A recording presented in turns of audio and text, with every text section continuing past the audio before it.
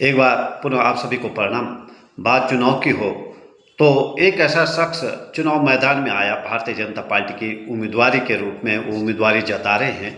यद्यपि ये तो भविष्य के गर्भ में है कि ये सीट आरक्षित आती है या अनारक्षित है, तथापि अभी तो संभावित प्रत्याशी चुनाव मैदान में हैं। तो इन्हीं में से एक प्रत्याशी ऐसा आया, एक ऐसा व्यक्ति है जिन्हें हाल ही में 4 लाख की निधि को गबन किया है। और यही नहीं, जब से जो भारतीय जनता पार्टी का जो एक पीक टाइम आया है, महाराजा मानवेंद्र शाह यहाँ से पहले सांसद बने, तब से लेकर अब तक ये व्यक्ति लगातार निधियों को गबन करता आया है।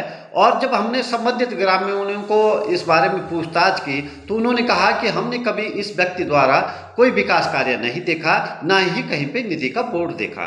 तो जानते हैं इस व्यक्ति की विशेषता क्या है। ये व्यक्ति लगातार हो क्या रहा है कि कार्यकर्ता मेहनत करते हैं, कभी राम के नाम पे वोट मांगे जाते हैं, कभी मोदी के नाम पे वोट मांगे जाते हैं, कार्यकर्ता जी जान से जुड़ते हैं। अब ऐसे ऐसे व्यक्ति निधियों को गबन करते हैं तो कार्यकर्ताओं का दिल टूट जाता है। फिर वो अगले चुनाव में भारतीय जनता पार्टी को सबक सिखाते हैं। इसलिए आप यहाँ पर एक बार एक चुनाव में भारतीय जनता पार्टी को खूब वोट पड़ते हैं तो अगले चुनाव में भारतीय जनता पार्टी के हाथ निराशा लगती है। हाल ही में आपने लोकसभा चुनाव में भी देखा है कि किस कदर गुस्सा था जनता पार्टी के लिए।